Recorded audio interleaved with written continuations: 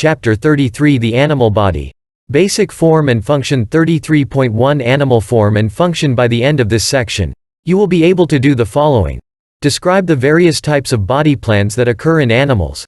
Describe limits on animal size and shape. Relate bioenergetics to body size, levels of activity, and the environment. Animals vary in form and function. From a sponge to a worm to a goat, an organism has a distinct body plan that limits its size and shape.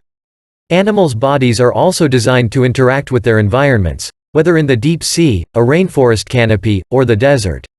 Therefore, a large amount of information about the structure of an organism's body, anatomy, and the function of its cells, tissues and organs, physiology, can be learned by studying that organism's environment.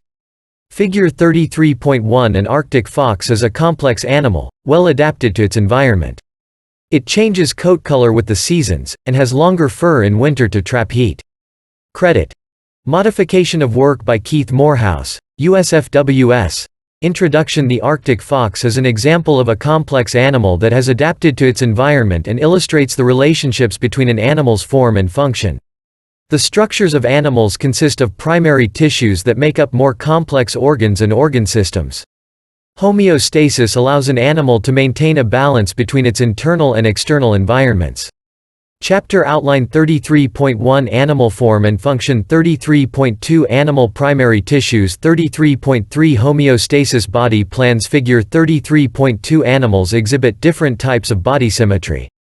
The sponge is asymmetrical, the sea anemone has radial symmetry, and the goat has bilateral symmetry. Animal body plans follow set patterns related to symmetry. They are asymmetrical, radial, or bilateral in form as illustrated in Figure 33.2. Asymmetrical animals are animals with no pattern or symmetry. An example of an asymmetrical animal is a sponge. Radial symmetry, as illustrated in Figure 33.2, describes when an animal has an up and down orientation. Any plane cut along its longitudinal axis through the organism produces equal halves, but not a definite right or left side. This plan is found mostly in aquatic animals, especially organisms that attach themselves to a base, like a rock or a boat, and extract their food from the surrounding water as it flows around the organism. Bilateral symmetry is illustrated in the same figure by a goat. The goat also has an upper and lower component to it, but a plane cut from front to back separates the animal into definite right and left sides. Additional terms used when describing positions in the body are anterior, front, posterior, rear, dorsal, toward the back, and ventral, toward the stomach. Bilateral symmetry is found in both land-based and aquatic animals. It enables a high level of mobility. Limits on animal size and shape. Animals with bilateral symmetry that live in water tend to have a fusiform shape.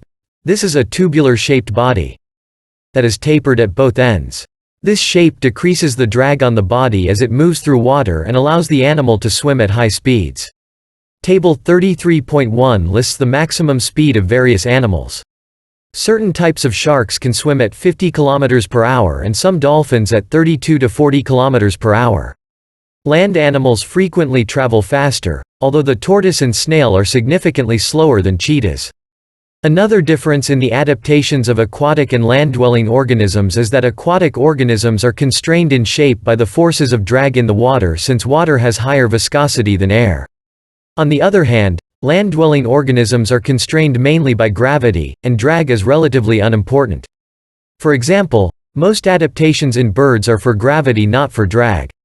Maximum speed of assorted land and marine animals. Animal speed, kmh, speed. mph, cheetah 113.70, quarter horse 77.48, fox 68.42. Table 33.1922. Chapter 33. The Animal Body. Basic Form and Function. Access for free at openstax.org. Animal speed, kmh, speed, mph, shortfin mako shark 5031, domestic house cat 4830, human 4528, dolphin 32.40.20.25, mouse 13.8, snail 0.050.03. Table 33.1 Most animals have an exoskeleton, including insects, spiders, scorpions, horseshoe crabs, centipedes, and crustaceans. Scientists estimate that, of insects alone, there are over 30 million species on our planet. The exoskeleton is a hard covering or shell that provides benefits to the animal, such as protection against damage from predators and from water loss. For land animals, it also provides for the attachments of muscles. As the tough and resistant outer cover of an arthropod, the exoskeleton may be constructed of a tough polymer such as chitin and is often biomineralized with materials such as calcium carbonate. This is fused to the animal's epidermis. Ingrowths of the exoskeleton, called apodemes, function as attachment sites for muscles, similar to tendons in more advanced animals. Figure 33.3. In order to grow, the animal must first synthesize a new exoskeleton underneath the old one and then shed or molt the original covering.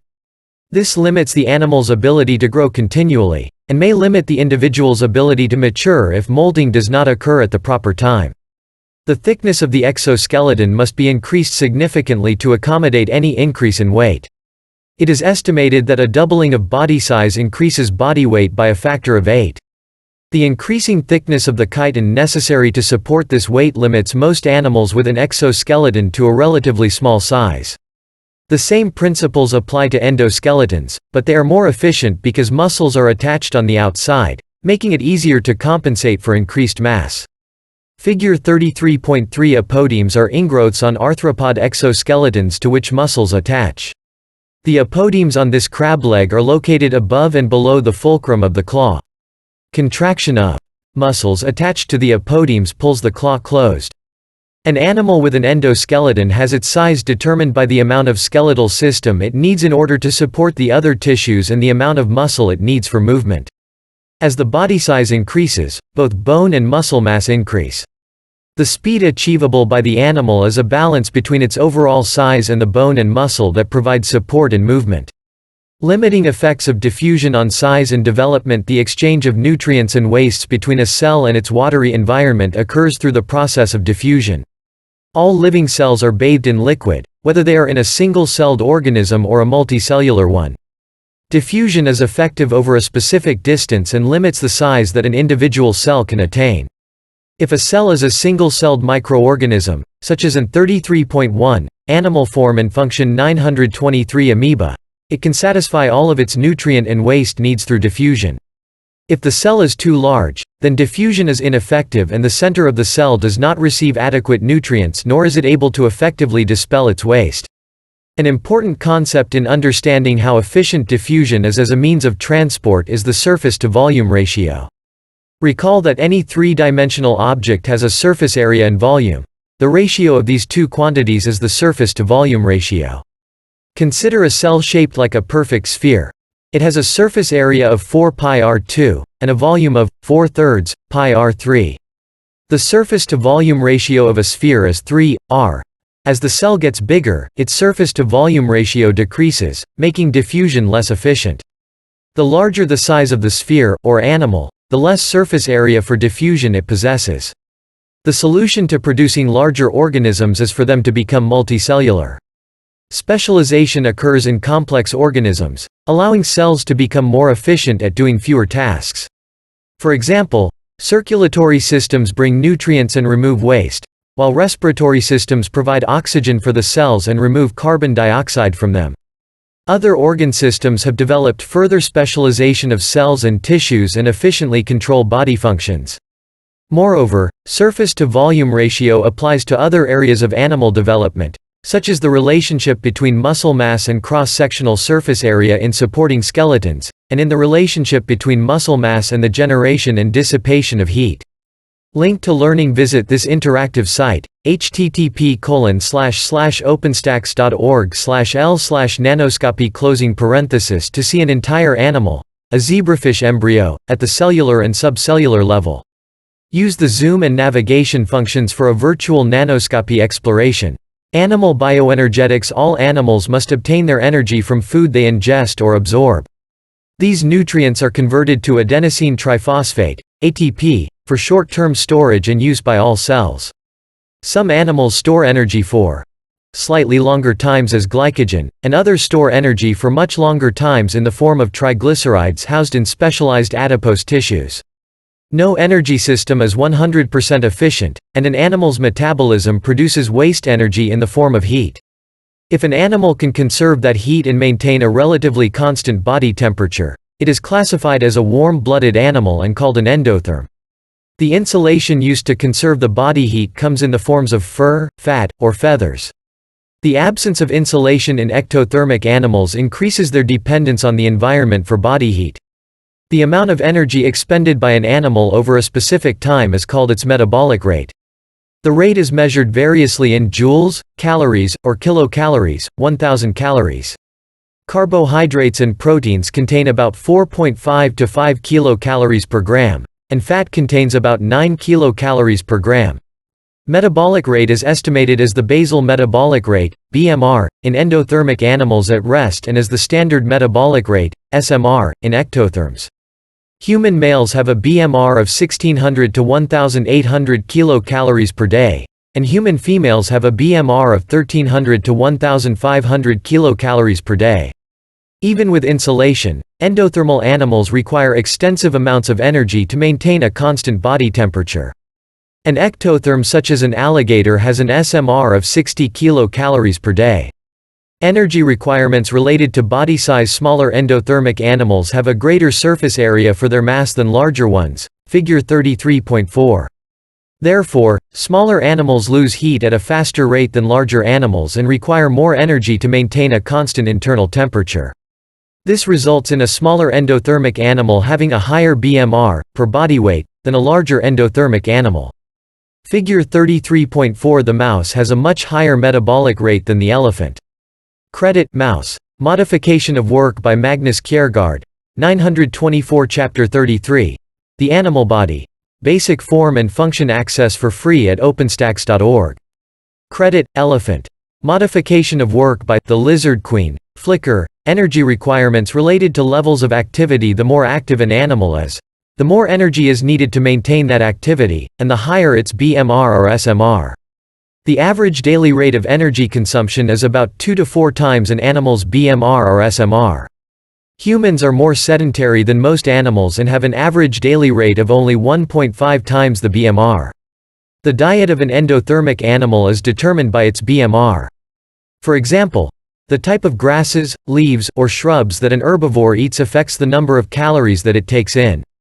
The relative caloric content of herbivore foods, in descending order, is tall grasses greater than legumes greater than short grasses greater than forbs, any broadleaved plant, not a grass, greater than subshrubs greater than annuals, biennials. Energy requirements related to environment. Animals adapt to extremes of temperature or food availability through torpor. Torpor is a process that leads to a decrease in activity and metabolism and allows animals to survive adverse conditions. Torpor can be used by animals for long periods, such as entering a state of hibernation during the winter months, in which case it enables them to maintain a reduced body temperature. During hibernation, ground squirrels can achieve an abdominal temperature of 0 degrees Celsius, 32 degrees Fahrenheit, while a bear's internal temperature is maintained higher at about 37 degrees Celsius, 99 degrees Fahrenheit. If torpor occurs during the summer months with high temperatures and little water, it is called estivation. Some desert animals use this to survive the harshest months of the year. Torpor can occur on a daily basis. This is seen in bats and hummingbirds. While endothermy is limited in smaller animals by surface-to-volume ratio, some organisms can be smaller and still be endotherms because they employ daily torpor during the part of the day that is coldest. This allows them to conserve energy during the colder parts of the day, when they consume more energy to maintain their body temperature. Animal body planes and cavities. A standing vertebrate animal can be divided by several planes. A sagittal plane divides the body into right and left portions. A mid-sagittal plane divides the body exactly in the middle, making 2 equal right and left halves. A frontal plane, also called a coronal plane, separates the front from the back. A transverse plane, or horizontal plane, divides the animal into upper and lower portions. This is sometimes called a cross-section, and, if the transverse cut is at an angle, it is called an oblique plane. Figure 33.5 illustrates these planes on a goat, a 4-legged animal, and a human being. Figure 33.5 shown are the planes of a quadrupedal goat and a bipedal human. The mid-sagittal plane divides the body exactly in half, into right and left portions. The frontal plane divides the front and back, and the transverse plane divides the body into upper and lower portions. Vertebrate animals have a number of defined body cavities, as illustrated in Figure 33.6. Two of these are major cavities that contain smaller cavities within them.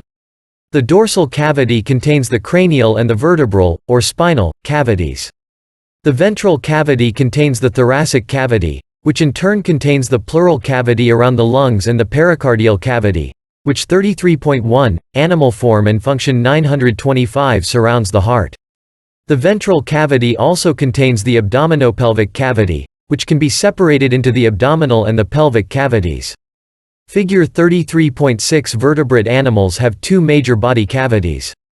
The dorsal cavity contains the cranial and the spinal cavity. The ventral cavity contains the thoracic cavity and the abdominopelvic cavity. The thoracic cavity is separated from the abdominopelvic cavity by the diaphragm.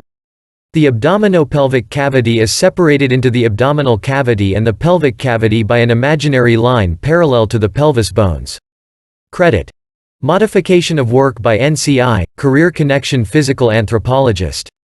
Physical anthropologists study the adaptation, variability, and evolution of human beings, plus their living and fossil relatives.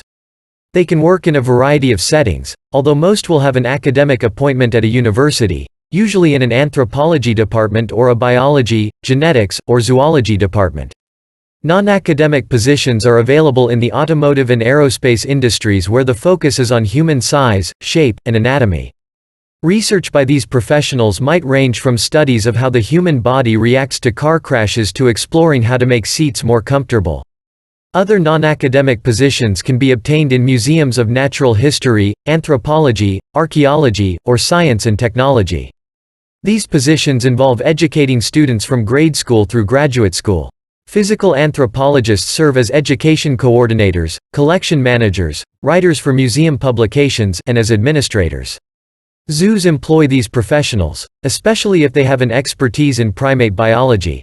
They work in collection management and captive breeding programs for endangered species. Forensic science utilizes physical anthropology expertise in identifying human and animal remains, assisting in determining the cause of death, and for expert testimony in trials. 926. Chapter 33. The Animal Body. Basic Form and Function. Access for free at OpenStax.org. 33.2 Animal Primary Tissues. By the end of this section, you will be able to do the following. Describe epithelial tissues. Discuss the different types of connective tissues in animals. Describe 3 types of muscle tissues. Describe nervous tissue. The tissues of multicellular, complex animals are 4 primary types: epithelial, connective, muscle, and nervous. Recall that tissues are groups of similar cells, cells carrying out related functions. These tissues combine to form organs, like the skin or kidney, that have specific, specialized functions within the body. Organs are organized into organ systems to perform functions. Examples include the circulatory system, which consists of the heart and blood vessels, and the digestive system, consisting of several organs, including the stomach, intestines, liver, and pancreas. Organ systems come together to create an entire organism. Epithelial tissues. Epithelial tissues cover the outside of organs and structures in the body and line the lumens of organs in a single layer or multiple layers of cells. The types of epithelia are classified by the shapes of cells present and the number of layers of cells. Epithelia composed of a single layer of cells is called simple epithelia. Epithelial tissue composed of multiple layers is called stratified epithelia. Table 33.2 summarizes the different types of epithelial tissues. Different types of epithelial tissues. Cell shape. Description. Location: squamous, flat, irregular, round shape. Simple, lung alveoli, capillaries. Stratified, skin, mouth, vagina. Cuboidal, cube shaped. Central nucleus. Glands, renal tubules. Columnar. Tall, narrow, nucleus toward base. Tall, narrow, nucleus along cell. Simple, digestive tract. Pseudostratified, respiratory tract. Transitional, round, simple but appears stratified. Urinary bladder. Table 33.2 Squamous epithelia. Squamous epithelial cells are generally round, flat, and have a small, centrally located nucleus. The cell outline is slightly irregular, and cells fit together to form a covering or lining. When the cells are arranged in a single layer, simple epithelia, they facilitate diffusion in tissues, such as the areas of gas exchange in the lungs and the exchange of nutrients and waste at blood capillaries. 33.2. Animal primary tissues. 927. Figure 33.7. Squamous epithelia cells have a slightly irregular shape, and a small, centrally located nucleus. These cells can be stratified into layers, as in B, this human cervix specimen. Credit B. Modification of work by Ed Uthman. Scale bar data from Matt Russell. Figure 33.7a illustrates a layer of squamous cells with their membranes joined together to form an epithelium. Image figure 33.7b illustrates squamous epithelial cells arranged in stratified layers, where protection is needed on the body from outside abrasion and damage. This is called a stratified squamous epithelium and occurs in the skin and in tissues lining the mouth and vagina. Cuboidal epithelia. Cuboidal epithelial cells, shown in figure 33.8, are cube-shaped with a single, central nucleus. They are most commonly found in a single layer representing a simple epithelia in glandular tissues throughout the body where they prepare and secrete glandular material. They are also found in the walls of tubules and in the ducts of the kidney and liver. Figure 33.8. Simple cuboidal epithelial cells line tubules in the mammalian kidney, where they are involved in filtering the blood. Columnar epithelia. Columnar epithelial cells are taller than they are wide. They resemble a stack of columns in an epithelial layer, and are most commonly found in a single layer arrangement. The nuclei of columnar epithelial cells in the digestive tract appear to be lined up at the base of the cells, as illustrated in figure 33.9. These cells absorb material from the lumen of the digestive tract and prepare it for entry into the body through the circulatory and lymphatic systems. 928. Chapter 33. The Animal Body. Basic Form and Function. Access for free at OpenStax.org. Figure 33.9. Simple columnar epithelial cells absorb material from the digestive tract. Goblet cells secrete mucus into the digestive tract lumen. Columnar epithelial cells lining the respiratory tract appear to be stratified. However, each cell is attached to the base membrane of the tissue and, therefore, they are simple tissues. The nuclei are arranged at different levels in the layer of cells, making it appear as though there is more than one layer, as seen in figure 33.10. This is called pseudo-stratified, columnar epithelia. This cellular covering has cilia at the apical, or free, surface of the cells. The cilia enhance the movement of mucus and trapped particles out of the respiratory tract, helping to protect the system from invasive microorganisms and harmful material that has been breathed into the body. Goblet cells are interspersed in some tissues, such as the lining of the trachea. The goblet cells contain mucus that traps irritants, which in the case of the trachea keep these irritants from getting into the lungs. Figure 33.10. Pseudo-stratified columnar epithelia line the respiratory tract. They exist in one layer, but the arrangement of nuclei at different levels makes it appear that there is more than one layer. Goblet cells interspersed between the columnar epithelial cells secrete mucus into the respiratory tract. Transitional epithelia. Transitional or uroepithelial cells appear only in the urinary system, primarily in the bladder and ureter.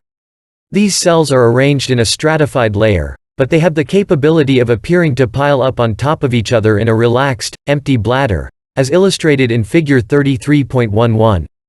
As the urinary bladder fills, the epithelial layer unfolds and expands to hold the volume of urine introduced into it. As the bladder fills, it expands and the lining becomes thinner. In other words, the tissue transitions. 33.2. Animal primary tissues. 929. From thick to thin. Visual connection. Figure 33.11. Transitional epithelia of the urinary bladder undergo changes in thickness depending on how full the bladder is. Which of the following statements about types of epithelial cells is false? A. Simple columnar epithelial cells line the tissue of the lung. B. Simple cuboidal epithelial cells are involved in the filtering of blood in the kidney. C. Pseudostratified columnar epithelia occur in a single layer, but the arrangement of nuclei makes it appear that more than one layer is present. D. Transitional epithelia change in thickness depending on how full the bladder is. Connective tissues. Connective tissues are made up of a matrix consisting of living cells and a non-living substance, called the ground substance. The ground substance is made of an organic substance, usually a protein, and an inorganic substance, usually a mineral or water. The principal cell of connective tissues is the fibroblast. This cell makes the fibers found in nearly all of the connective tissues. Fibroblasts are motile, able to carry out mitosis, and can synthesize whichever connective tissue is needed. Macrophages, lymphocytes, and, occasionally, leukocytes can be found in some of the tissues. Some tissues have specialized cells that are not found in the others. The matrix in connective tissues gives the tissue its density. When a connective tissue has a high concentration of cells or fibers, it has proportionally a less dense matrix. The organic portion or protein fibers found in connective tissues are either collagen, elastic, or reticular fibers. Collagen fibers provide strength to the tissue, preventing it from being torn or separated from the surrounding tissues. Elastic fibers are made of the protein elastin. This fiber can stretch to 1 1/2 of its length and return to its original size and shape. Elastic fibers provide flexibility to the tissues. Reticular fibers are the third type of protein fiber found in connective tissues. This fiber consists of thin strands of collagen that form a network of fibers to support the tissue and other organs to which it is connected. The various types of connective tissues, the types of cells and fibers they are made of, and sample locations of the tissues is summarized in Table 33.3. Connective tissues: tissue cells, fibers, location: loose, areolar fibroblasts, macrophages, some lymphocytes, some neutrophils, few. Collagen, elastic, reticular around blood vessels. Anchors: epithelia. Table 33.3930. Chapter 33. The animal body. Basic form and function. Access for free at openstax.org. Tissue cells, fibers, location: dense, fibrous connective tissue, fibroblasts. Macrophages, mostly collagen, irregular. Skin, regular. Tendons, ligaments, cartilage, chondrocytes. Chondroblasts, hyaline. Few. Collagen, fibrocartilage. Large amount of collagen, shark skeleton. Fetal bones, human ears. Intervertebral discs, bone, osteoblasts. Osteocytes, osteoclasts, some. Collagen, elastic vertebrate skeletons, adipose, adipocytes, few adipose. Fat, blood, red blood cells, white blood cells, none. Blood. Table 33.3. Loose, areolar connective tissue. Loose connective tissue, also called areolar connective tissue, has a sampling of all of the components of a connective tissue. As illustrated in Figure 33.12, loose connective tissue has some fibroblasts. Macrophages are present as well. Collagen fibers are relatively wide and stain a light pink, while elastic fibers are thin and stain dark blue to black. The space between the formed elements of the tissue is filled with the matrix. The material in the connective tissue gives it a loose consistency similar to a cotton ball that has been pulled apart. Loose connective tissue is found around every blood vessel and helps to keep the vessel in place. The tissue is also found around and between most body organs. In summary, areolar tissue is tough, yet flexible, and comprises membranes. Figure 33.12. Loose connective tissue is composed of loosely woven collagen and elastic fibers. The fibers and other components of the connective tissue matrix are secreted by fibroblasts. Fibrous connective tissue. Fibrous connective tissues contain large amounts of collagen fibers and few cells or matrix material. The fibers can be arranged irregularly or regularly with the strands lined up in parallel. Irregularly arranged fibrous connective tissues are found in areas of the body where stress occurs from all directions, such as the dermis of the skin. Regular fibrous connective tissue, shown in Figure 33.13, is found in tendons, which connect muscles to bones, and ligaments, which connect bones to bones. 33.2. Animal primary tissues. 931. Figure 33.13. Fibrous connective tissue from the tendon has strands of collagen fibers lined up in parallel. Cartilage. Cartilage is a connective tissue with a large amount of the matrix and variable amounts of fibers. The cells, called chondrocytes, make the matrix and fibers of the tissue. Chondrocytes are found in spaces within the tissue called lacunae. A cartilage with few collagen and elastic fibers is hyaline cartilage, illustrated in Figure 33.14. The lacunae are randomly scattered throughout the tissue and the matrix takes on a milky or scrubbed appearance with routine histological stains. Sharks have cartilaginous skeletons, as does nearly the entire human skeleton during a specific pre-birth developmental stage. A remnant of this cartilage persists in the outer portion of the human nose. Hyaline cartilage is also found at the ends of long bones, reducing friction and cushioning the articulations of these bones. Figure 33.14 hyaline cartilage consists of a matrix with cells called chondrocytes embedded in it. The chondrocytes exist in cavities in the matrix called lacunae. Elastic cartilage has a large amount of elastic fibers, giving it tremendous flexibility. The ears of most vertebrate animals contain this cartilage, as do portions of the larynx, or voice box. Fibrocartilage contains a large amount of collagen fibers, giving the tissue tremendous strength. Fibrocartilage comprises the intervertebral discs in vertebrate animals. Hyaline cartilage found in movable joints such as the knee and shoulder becomes damaged as a result of age or trauma. Damaged hyaline cartilage is replaced by fibrocartilage and results in the joints becoming stiff. Bone, or osseous tissue, is a connective tissue that has a large amount of two different types of matrix material. The organic matrix is similar to the matrix material found in other connective tissues, including some amount of collagen and elastic fibers. This gives strength and flexibility to the tissue. The inorganic matrix consists of mineral salts, mostly calcium salts, that give 932 Chapter 33, the animal body. Basic form and function access for free at OpenStax.org. The tissue hardness. Without adequate organic material in the matrix, the tissue breaks. Without adequate inorganic material in the matrix, the tissue bends. There are three types of cells in bone: osteoblasts, osteocytes, and osteoclasts. Osteoblasts are active in making bone for growth and remodeling. Osteoblasts deposit bone material into the matrix and, after the matrix surrounds them, they continue to live, but in a reduced metabolic state as osteocytes. Osteocytes are found in lacunae of the bone. Osteoclasts are active in breaking down bone for bone remodeling, and they provide access to calcium stored in tissues. Osteoclasts are usually found on the surface of the tissue. Bone can be divided into two types: compact and spongy. Compact bone is found in the shaft, or diaphysis, of a long bone and the surface of the flat bones, while spongy bone is found in the end, or epiphysis, of a long bone. Compact bone is organized into subunits called osteons, as illustrated in Figure 33.15. A blood vessel and a nerve are found in the center of the structure within the Haversian canal, with radiating circles of lacunae around it known as lamellae. The wavy lines seen between the lacunae are microchannels called canaliculi. They connect the lacunae to aid diffusion between the cells. Spongy bone is made of tiny plates called trabeculae. These plates serve as struts to give the spongy bone strength. Over time, these plates can break, causing the bone to become less resilient.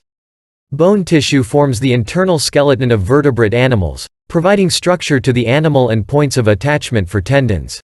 33.2. Animal primary tissues 933 Figure 33.15. A compact bone is a dense matrix on the outer surface of bone.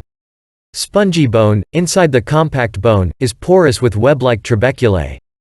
B. Compact bone is organized into rings called osteons. Blood vessels, nerves, and lymphatic vessels are found in the central Haversian canal. Rings of lamellae surround the Haversian canal. Between the lamellae are cavities called lacunae. Canaliculi are microchannels connecting the lacunae together. C. Osteoblasts surround the exterior of the bone. Osteoclasts bore tunnels into the bone, and osteocytes are found in the lacunae. Adipose tissue, or fat tissue, is considered a connective tissue even though it does not have fibroblasts or a real matrix and only has a few fibers. Adipose tissue is made up of cells called adipocytes that collect and store fat in the form of triglycerides, for energy metabolism. Adipose tissues additionally serve as insulation to help maintain body temperatures, allowing animals to be endothermic, and they function as cushioning against damage to body organs. Under a microscope, adipose tissue cells appear empty due to the extraction of fat during the processing of the material for viewing, as seen in Figure 33.16. The thin lines in the image are the cell membranes, and the nuclei are the small, black dots at the edges of the cells. 934 Chapter 33, The Animal Body. Basic form and function access for free at OpenStax.org. Figure 33.16. Adipose as a connective tissue is made up of cells called adipocytes. Adipocytes have small nuclei localized at the cell edge. Blood is considered a connective tissue because it has a matrix, as shown in figure 33.17. The living cell types are red blood cells, RBC, also called erythrocytes, and white blood cells, WBC, also called leukocytes. The fluid portion of whole blood, its matrix, is commonly called plasma. Figure 33.17. Blood is a connective tissue that has a fluid matrix, called plasma, and no fibers. Erythrocytes, red blood cells, the predominant cell type, are involved in the transport of oxygen and carbon dioxide. Also present are various leukocytes, white blood cells, involved in immune response. The cell found in greatest abundance in blood is the erythrocyte. Erythrocytes are counted in millions in a blood sample. The average number of red blood cells in primates is 4.7 to 5.5 million cells per microliter. Erythrocytes are consistently the same size in a species, but vary in size between species. For example, the average diameter of a primate red blood cell is 7.5 microliters. A dog is close at 7.0 microliters, but a cat's RBC diameter is 5.9 microliters. Sheep erythrocytes are even smaller at 4.6 microliters. Mammalian erythrocytes lose their nuclei and mitochondria when they are released from the bone marrow where they are made. Fish, amphibian, and avian red blood cells maintain their nuclei and mitochondria throughout the cell's life. The principal job of an erythrocyte is to carry and deliver oxygen to the tissues. Leukocytes are the predominant white blood cells found in the peripheral blood. Leukocytes are counted in the thousands in the blood with measurements expressed as ranges. Primate counts range from 4,800 to 10,800 cells per microliter. Dogs from 5,600 to 19,200 cells per microliter. Cats from 8,000 to 25,000 cells per microliter. Cattle from 4,000 to 12,000 cells per microliter. And pigs from 11,000 to 22,000 cells per microliter. Lymphocytes function primarily in the immune response to foreign antigens or material. Different types of lymphocytes make antibodies tailored to the foreign antigens and control the production of those antibodies. Neutrophils are phagocytic cells and they participate in one of the early lines of defense against microbial invaders, aiding in the removal of bacteria that has entered 33.2, animal primary tissues 935 the body. Another leukocyte that is found in the peripheral blood is the monocyte. Monocytes give rise to phagocytic macrophages that clean up dead and damaged cells in the body, whether they are foreign or from the host animal. Two additional leukocytes in the blood are eosinophils and basophils, both help to facilitate the inflammatory response. The slightly granular material among the cells is a cytoplasmic fragment of a cell in the bone marrow. This is called a platelet or thrombocyte. Platelets participate in the stages leading up to coagulation of the blood to stop bleeding through damaged blood vessels. Blood has a number of functions, but primarily it transports material through the body to bring nutrients to cells and remove waste material from them. Muscle tissues. There are three types of muscle in animal bodies: smooth, skeletal, and cardiac. They differ by the presence or absence of striations or bands, the number and location of nuclei, whether they are voluntarily or involuntarily controlled, and their location within the body. Table 33.4 summarizes these differences. Types of muscles. Type of muscle: striations, nuclei, control location, smooth, no single. In center, involuntary visceral organ, skeletal, yes, many. At periphery, voluntary skeletal muscles, cardiac, yes, single. In center, involuntary heart. Table 33.4 Smooth muscle does not have striations in its cells. It has a single, centrally located nucleus, as shown in figure 33.18. Constriction of smooth muscle occurs under involuntary, autonomic nervous control and in response to local conditions in the tissues. Smooth muscle tissue is also called non-striated as it lacks the banded appearance of skeletal and cardiac muscle. The walls of blood vessels, the tubes of the digestive system, and the tubes of the reproductive systems are composed of mostly smooth muscle. Figure 33.18 Smooth muscle cells do not have striations, while skeletal muscle cells do. Cardiac muscle cells have striations, but, unlike the multinucleate skeletal cells, they have only one nucleus. Cardiac muscle tissue also has intercalated discs, specialized regions running along the plasma membrane that join adjacent cardiac muscle cells and assist in passing an electrical impulse from cell to cell. Skeletal muscle has striations across its cells caused by the arrangement of the contractile proteins actin and myosin. These muscle cells are relatively long and have multiple nuclei along the edge of the cell. Skeletal muscle is under voluntary, somatic nervous system control and is found in the muscles that move bones. Figure 33.18 illustrates the histology of skeletal muscle. Cardiac muscle, shown in figure 33.18, is found only in the heart. Like skeletal muscle, it has cross striations in its cells, but cardiac muscle has a single, centrally located nucleus. Cardiac muscle is not under voluntary control but can be influenced by the autonomic nervous system to speed up or slow down. An added feature to cardiac muscle cells is a line that extends along the end of the cell as it abuts the next cardiac cell in the row. This line is called an intercalated disc. It assists in passing electrical impulse efficiently from one cell to the next and maintains the strong connection between neighboring cardiac cells. 936 Chapter 33, The Animal Body. Basic form and function access for free at OpenStax.org. Nervous tissues are made of cells specialized to receive and transmit electrical impulses from specific areas of the body and to send them to specific locations in the body. The main cell of the nervous system is the neuron, illustrated in figure 33.19. The large structure with a central nucleus is the cell body of the neuron. Projections from the cell body are either dendrites specialized in receiving input or a single axon specialized in transmitting impulses. Some glial cells are also shown. Astrocytes regulate the chemical environment of the nerve cell, and oligodendrocytes insulate the axon so the electrical nerve impulse is transferred more efficiently. Other glial cells that are not shown support the nutritional and waste requirements of the neuron. Some of the glial cells are phagocytic and remove debris or damaged cells from the tissue. A nerve consists of neurons and glial cells.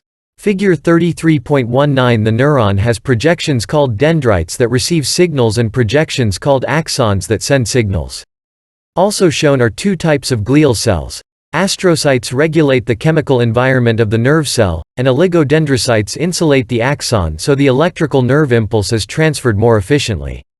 Link to learning. Click through the interactive review, http://openstax.org/l/tissues to learn more about epithelial tissues.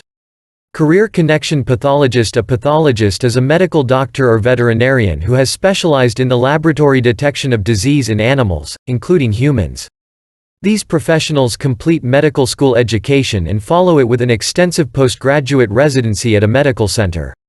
A pathologist may oversee clinical laboratories for the evaluation of body tissue and blood samples for the detection of disease or infection. They examine tissue specimens through a microscope to identify cancers and other diseases. Some pathologists perform autopsies to determine the cause of death and the progression of disease.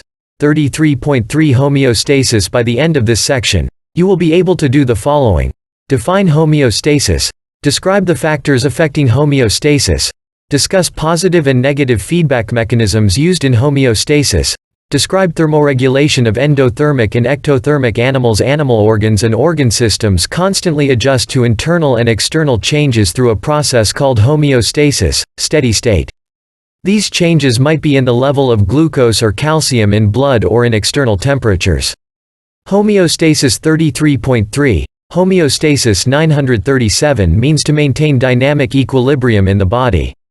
It is dynamic because it is constantly adjusting to the changes that the body's systems encounter.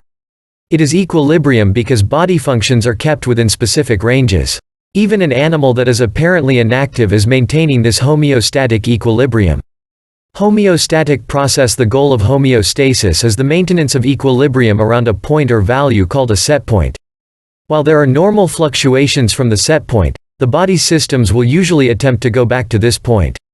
A change in the internal or external environment is called a stimulus and is detected by a receptor. The response of the system is to adjust the deviation parameter toward the set point. For instance, if the body becomes too warm, adjustments are made to cool the animal. If the blood's glucose rises after a meal, adjustments are made to lower the blood glucose level by getting the nutrient into tissues that need it or to store it for later use. Control of homeostasis. When a change occurs in an animal's environment, an adjustment must be made. The receptor senses the change in the environment, then sends a signal to the control center, in most cases, the brain, which in turn generates a response that is signaled to an effector. The effector is a muscle that contracts or relaxes, or a gland that secretes. Homeostasis is maintained by negative feedback loops. Positive feedback loops actually push the organism further out of homeostasis, but may be necessary for life to occur. Homeostasis is controlled by the nervous and endocrine system of mammals. Negative feedback mechanisms. Any homeostatic process that changes the direction of the stimulus is a negative feedback loop. It may either increase or decrease the stimulus, but the stimulus is not allowed to continue as it did before the receptor sensed it. In other words, if a level is too high, the body does something to bring it down, and conversely, if a level is too low, the body does something to make it go up. Hence the term negative feedback. An example is animal maintenance of blood glucose levels. When an animal has eaten, blood glucose levels rise. This is sensed by the nervous system. Specialized cells in the pancreas sense this, and the hormone insulin is released by the endocrine system. Insulin causes blood glucose levels to decrease, as would be expected in a negative feedback system, as illustrated in Figure 33.20. However, if an animal has not eaten and blood glucose levels decrease, this is sensed in another group of cells in the pancreas, and the hormone glucagon is released causing glucose levels to increase. This is still a negative feedback loop, but not in the direction expected by the use of the term negative. Another example of an increase as a result of the feedback loop is the control of blood calcium. If calcium levels decrease, specialized cells in the parathyroid gland sense this and release parathyroid hormone, PTH, causing an increased absorption of calcium through the intestines and kidneys and, possibly, the breakdown of bone in order to liberate calcium. The effects of PTH are to raise blood levels of the element. Negative feedback loops are the predominant mechanism used in homeostasis. Figure 33.20 blood sugar levels are controlled by a negative feedback loop. Credit. Modification of work by John Sullivan. Positive feedback loop. A positive feedback loop maintains the direction of the stimulus, possibly accelerating it. Few examples of positive feedback loops exist in animal bodies, but one is found in the cascade of chemical reactions that result in blood clotting, or coagulation. 938 Chapter 33, The Animal Body. Basic form and function. Access for free at OpenStax.org. As one clotting factor is activated, it activates the next factor in sequence until a fibrin clot is achieved. The direction is maintained, not changed, so this is positive feedback. Another example of positive feedback is uterine contractions during childbirth, as illustrated in Figure 33.21. The hormone oxytocin, made by the endocrine system, stimulates the contraction of the uterus. This produces pain sensed by the nervous system. Instead of lowering the oxytocin and causing the pain to subside, more oxytocin is produced until the contractions are powerful enough to produce childbirth. Visual connection. Figure 33.21. The birth of a human infant is the result of positive feedback. State whether each of the following processes is regulated by a positive feedback loop or a negative feedback loop. A. A person feels satiated after eating a large meal. B. The blood has plenty of red blood cells. As a result, erythropoietin, a hormone that stimulates the production of new red blood cells, is no longer released from the kidney. Set point. It is possible to adjust a system's set point. When this happens, the feedback loop works to maintain the new setting. An example of this is blood pressure. Over time, the normal or set point for blood pressure can increase as a result of continued increases in blood pressure. The body no longer recognizes the elevation as abnormal and no attempt is made to return to the lower set point. The result is the maintenance of an elevated blood pressure that can have harmful effects on the body. Medication can lower blood pressure and lower the set point in the system to a more healthy level. This is called a process of alteration of the set point in a feedback loop. Changes can be made in a group of body organ systems in order to maintain a set point in another system. This is called acclimatization. This occurs, for instance, when an animal migrates to a higher altitude than that to which it is accustomed. In order to adjust to the lower oxygen levels at the new altitude, the body increases the number of red blood cells circulating in the blood to ensure adequate oxygen delivery to the tissues. Another example of acclimatization is animals that have seasonal changes in their coats. A heavier coat in the winter ensures adequate heat retention, and a light coat in summer assists in keeping body temperature from rising to harmful levels. Link to learning feedback mechanisms can be understood in terms of driving a race car along a track. Watch a short video lesson on positive and negative feedback loops.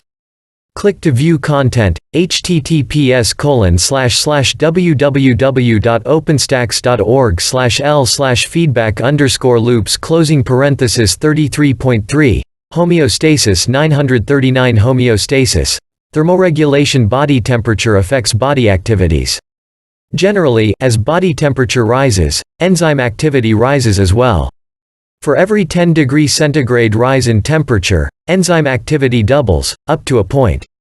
Body proteins, including enzymes, begin to denature and lose their function with high heat, around 50 degrees Celsius for mammals. Enzyme activity will decrease by half for every 10 degrees centigrade drop in temperature, to the point of freezing, with a few exceptions.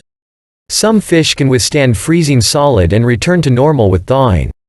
Link to learning. Watch this Discovery Channel video on thermoregulation to see illustrations of this process in a variety of animals. Click to view content, https://www.openstax.org/l/thermoregulate Endotherms and ectotherms. Animals can be divided into two groups. Some maintain a constant body temperature in the face of differing environmental temperatures, while others have a body temperature that is the same as their environment and thus varies with the environment. Animals that rely on external temperatures to set their body temperature are ectotherms. This group has been called cold-blooded, but the term may not apply to an animal in the desert with a very warm body temperature. In contrast to ectotherms, poikilotherms are animals with constantly varying internal temperatures. An animal that maintains a constant body temperature in the face of environmental changes is called a homeotherm. Endotherms are animals that rely on internal sources for maintenance of relatively constant body temperature in varying environmental temperatures. These animals are able to maintain a level of metabolic activity at cooler temperature, which an ectotherm cannot due to differing enzyme levels of activity. It is worth mentioning that some ectotherms and poikilotherms have relatively constant body temperatures due to the constant environmental temperatures in their habitats. These animals are so-called ectothermic homeotherms, like some deep-sea fish species. Heat can be exchanged between an animal and its environment through four mechanisms: radiation, evaporation, convection, and conduction. Figure 33.22. Radiation is the emission of electromagnetic heat waves. Heat comes from the sun in this manner and radiates from dry skin the same way. Heat can be removed with liquid from a surface during evaporation. This occurs when a mammal sweats. Convection currents of air remove heat from the surface of dry skin as the air passes over it. Heat will be conducted from one surface to another during direct contact with the surfaces, such as an animal resting on a warm rock. 940 Chapter 33, The Animal Body. Basic form and function. Access for free at openstax.org. Figure 33.22. Heat can be exchanged by four mechanisms: a. Radiation, b. Evaporation, c. Convection, or d. Conduction. Credit B. Modification of work by Culles Flicker. Credit C. Modification of work by Chad Rosenthal. Credit D. Modification of work by Stacy D. Flicker. Heat conservation and dissipation. Animals conserve or dissipate heat in a variety of ways. In certain climates, endothermic animals have some form of insulation, such as fur, fat, feathers, or some combination thereof. Animals with thick fur or feathers create an insulating layer of air between their skin and internal organs. Polar bears and seals live and swim in a subfreezing environment and yet maintain a constant, warm, body temperature. The Arctic fox, for example, uses its fluffy tail as extra insulation when it curls up to sleep in cold weather. Mammals have a residual effect from shivering and increased muscle activity. Erector pili muscles cause goosebumps, causing small hairs to stand up when the individual is cold. This has the intended effect of increasing body temperature. Mammals use layers of fat to achieve the same end. Loss of significant amounts of body fat will compromise an individual's ability to conserve heat. Endotherms use their circulatory systems to help maintain body temperature. Vasodilation brings more blood and heat to the body surface, facilitating radiation and evaporative heat loss, which helps to cool the body. Vasoconstriction reduces blood flow in peripheral blood vessels, forcing blood toward the core and the vital organs found there, and conserving heat. Some animals have adaptations to their circulatory system that enable them to transfer heat from arteries to veins, warming blood returning to the heart. This is called a countercurrent heat exchange. It prevents the cold venous blood from cooling the heart and other internal organs. This adaptation can be shut down in some animals to prevent overheating the internal organs. The countercurrent adaptation is found in many animals, including dolphins, sharks, bony fish, bees, and hummingbirds. In contrast, similar adaptations can help cool endotherms when needed, such as dolphin flukes and elephant ears. Some ectothermic animals use changes in their behavior to help regulate body temperature. For example, a desert ectothermic animal may simply seek cooler areas during the hottest part of the day in the desert to keep from getting too warm. The same animals may climb onto rocks to capture heat during a cold desert night. Some animals seek water to aid evaporation in cooling them, as seen with reptiles. Other ectotherms use group activity such as the activity of bees to warm a hive to survive winter. Many animals, especially mammals, use metabolic waste heat as a heat source. When muscles are contracted, most of the energy from the ATP used in muscle actions is wasted energy that translates into heat. Severe cold elicits a shivering reflex that generates heat for the body. Many species also have a type of adipose tissue called brown fat that specializes in generating heat. 33.3. Homeostasis 941 Neural control of thermoregulation. The nervous system is important to thermoregulation, as illustrated in Figure 33.22. The processes of homeostasis and temperature control are centered in the hypothalamus of the advanced animal brain.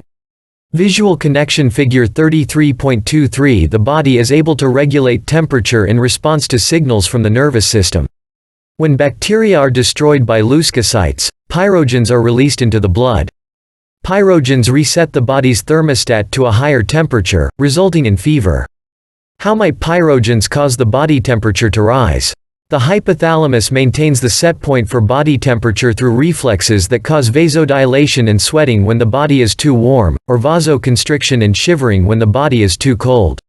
It responds to chemicals from the body. When a bacterium is destroyed by phagocytic leukocytes, chemicals called endogenous pyrogens are released into the blood. These pyrogens circulate to the hypothalamus and reset the thermostat. This allows the body's temperature to increase in what is commonly called a fever. An increase in body temperature causes iron to be conserved, which reduces a nutrient needed by bacteria.